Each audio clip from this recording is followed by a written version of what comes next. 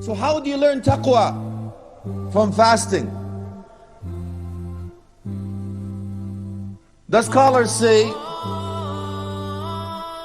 if you don't eat and drink in front of people, and then you go home and close all the doors, and the only door you open is the door of the fridge, do you have taqwa, akhi and ukhti? La wallahi. So you learn to have taqwa.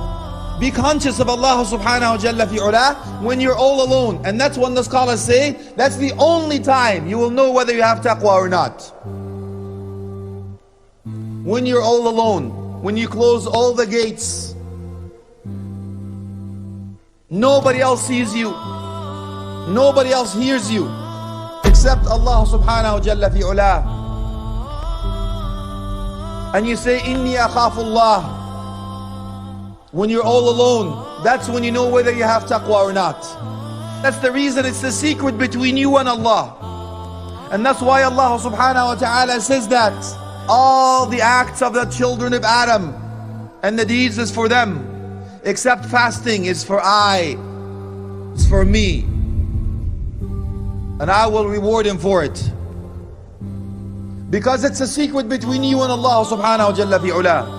So since He closed all the gates, Allah subhanahu wa ta'ala will open one gate for you. On Judgment Day, the gate of Rayyan.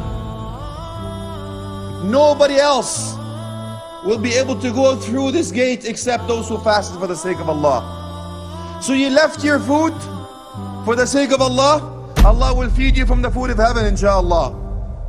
You left your drink for the sake of Allah, so Allah will quench your thirst from Hawd al-Kawthar, inshallah.